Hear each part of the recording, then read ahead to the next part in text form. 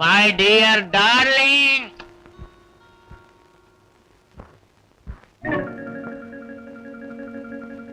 ఏమిటి తాగి వచ్చారా? మీకెన్నిసార్లు చెప్పాను తాగి ఇంటికి రావద్దని. ఏమిటి మన ఇంటికి వచ్చానా? నీ దగ్గరికి దట్స్ ఆల్ రైట్. లేసుకోమన్నారు. నువ్వే నారంబవు. ఈ వెన్నెల రాత్రి గోడ మీద చంద్రుడు. గోడ మీద లైటో చంద్రుడో కూడా తెలియటం లేదా? లైట్ లాంటి చంద్రుడు.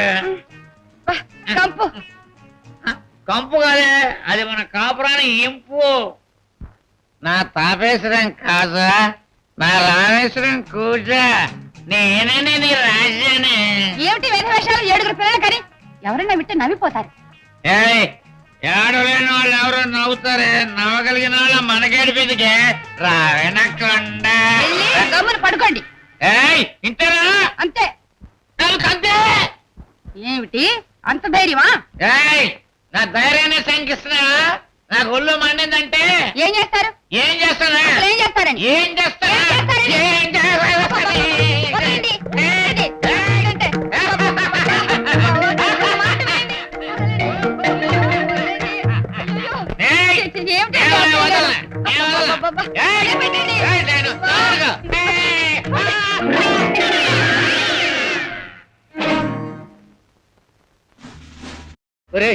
ఏంట్రా ఇలా వచ్చారేంటి? మీరందరూ వచ్చారేంట్రా? అమ్మను కొడతావా? అమ్మా, అమ్మ నేను కొట్టలేదురా. అమ్మకి ఏం కావాలో అడుగుతున్నాను రా, ఇద్దామని. అయితే మాకేం కావాలో మేము అదే అడుగుతాం. ఓయే సాగరా, దానికే ఉంది.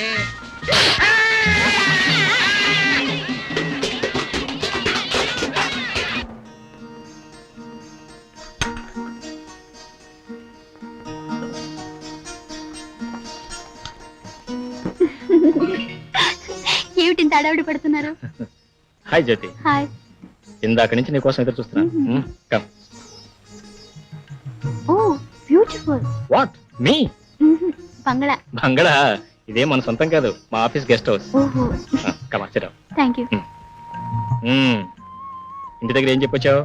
నా ఫ్రెండ్ బర్త్డే పార్టీని అబద్ధం చెప్పొచ్చాను. That's grand.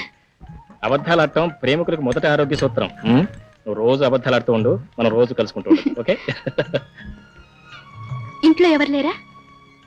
పని మనిషి సెలవిచ్చాను, వంట మనిషిని సినిమా పంపించాను. ఏ భయంగా ఉందా? ఎందుకు భయం?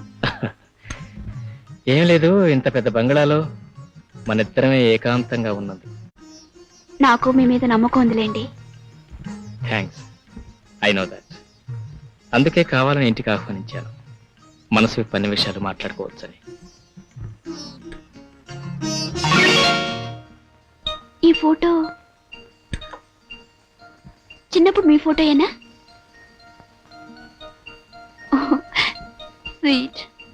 పెద్దయిన పోలికలే మారలేదు. అదే కళ్ళు, అదే ముక్కు, అదే నోరు, అంతా మీరే. ఆ ఫోటో నాది కాదు జ్యోతి. సర్లేండి, కాదంటే చూసేవాళ్ళు ఎవరు నమ్మరు, నేను అస్సలు నమ్మను.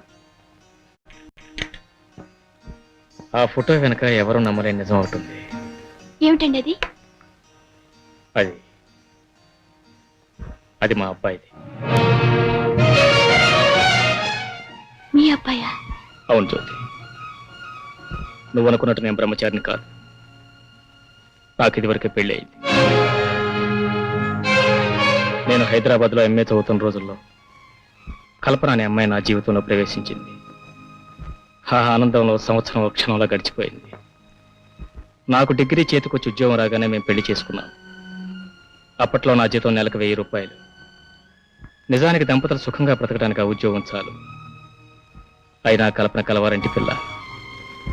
అందుకే ఆవిడకి నా అంతస్తు దిగజారి బ్రతకడం చాలా దుర్భరం అయిపోయింది. మా పెళ్లిలో కేవలం ఆకర్షణ తప్ప అన్యోన్యత అనురాగం లేవని చాలా ఆలస్యంగా అర్థం చేసుకున్నాను. అయినా మా దాంపత్య జీవితం విచ్ఛిన్నం కాకూడదని శతవిధాలా ప్రయత్నం చేశాను. కానీ ప్రయోజనం లేకుండా పోయింది. ఒకనాడు నన్ను నా బిడ్డను వదిలేసి కల్పన విడాకులిచ్చి వెళ్ళిపోయింది. బ్రతుకున్నంత వరకు నా మేనత్త నా బిడ్డను సాకింది. ఆమె చనిపోయిన తర్వాత ప్రకాష్ను ఊటీ కాన్వెంట్లో చేర్చాను. జ్యోతి, మనసిచ్చిన మనిషిని మభ్యపెట్టడం ఇష్టం లేక ఈ విషయం అంతా నీకు చెప్పాలని ఇంటికి ఆహ్వానించాను. ఒక బిడ్డ తండ్రిని పెళ్లి చేసుకోవడానికి నీ మనసు అంగీకరించకపోవచ్చు. అంగీకరించకపోయినా నేను అర్థం చేసుకోగలను. ఇప్పుడు మన ఇద్దరు భవిష్యత్తు నిర్ణయించే అధికారం, అవకాశం నీ చేతుల్లో ఉంది. నీ నిర్ణయాన్ని మార్చుకోవాలంటే ఇప్పటికీ మించిపోయింది లేదు. నీ ఇష్టం. నా ఇష్టం. ఆ అవకాశాన్ని మీకే ఇస్తే మీ నిర్ణయాన్ని మార్చుకోగలరా? చెప్పండి. జ్యోతి, స్త్రీ జీవితంలో ఒక్కరినే ప్రేమిస్తుంది, ఒక్కసారే ప్రేమిస్తుంది. నేను మిమ్మల్ని ఏనాడో కావాలనుకున్నాను. మీ జీవితాన్ని, మీ గతాన్ని ఆనందంగా స్వీకరిస్తాను. బాబుని నా బాబులా చూసుకుంటాను. అవునండి, ఇక నుంచి ప్రకాష్ నా బిడ్డ. జ్యోతి, జ్యోతి, జ్యోతి. జ్యోతి నాకంతా చెప్పింది. మా చెల్లాయి శ్రేయస్సు నాశించి వ్యక్తిగా అడుగుతున్నారు, మరోలా భావించకండి. ఒకసారి మీరు కట్టుకున్న భార్యకు విడాకులు ఇచ్చారు, మరోసారి అలాంటి పని జరగదని నమ్మకం ఏమిటి? చూడండి రామకృష్ణ గారు, పెళ్లి ఇద్దరు మనుషులను దగ్గర చేస్తుంది. ప్రేమ రెండు హృదయాలను ఏకం చేస్తుంది. ఈ నిజాన్ని జీవితంలో ఒకసారి నష్టపోయి తెలుసుకున్నాను. తెలిసి తెలిసి మరోసారి నష్టపోయిన నమ్మకం నాకుంది. కల్పన నేను కలిసి 2 ఏళ్లున్నా అపరిచితులాగానే బ్రతికాం. జ్యోతి నేను కలిసి 15 రోజులే అయినా 15 సంవత్సరాల స్నేహం ఉన్నంత దగ్గరయ్యాం. ఇది ఏనాటి అనుబంధం. ఏమ్మా, నువ్వేమంటావు?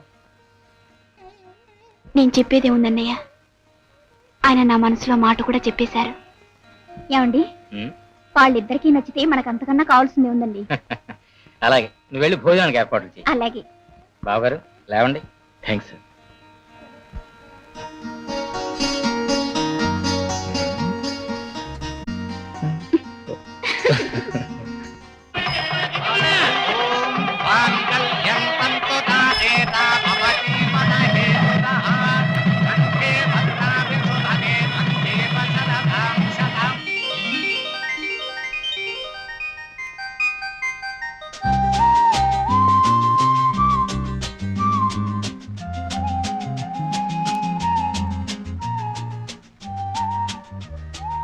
ఏమిటి ఆలోచిస్తున్నా?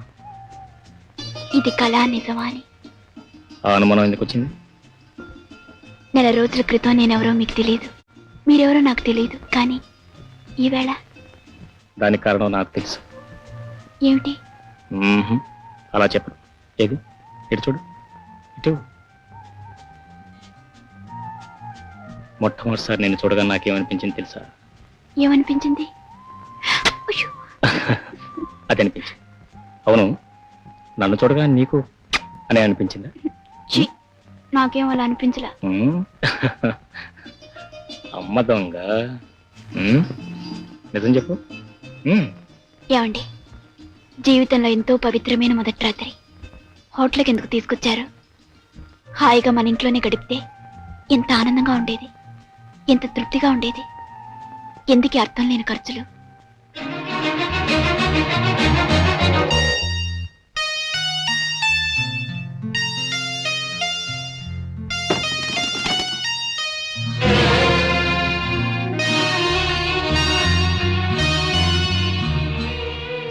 కల్పన, కిరణ్, మామూలు మనుషులు కూడా ఇలాంటప్పుడు హనీమూన్ కి హిల్ స్టేషన్ కో వెళ్తారు. నీకు ఈ పాత కొంపే కావాల్సి వచ్చిందా? What a bad taste Kiran. చక్కగా ఏ 5 స్టార్ హోటల్లో హనీమూన్ స్వీట్ తీసుకుంటే ఎంత బాగుండేది. బాగుండేదే మరి. ఐ నో నీ దగ్గర డబ్బు లేదని, కనీసం నన్ను అడిగినా నేను ఇచ్చేదాన్ని కదా. ఛీ.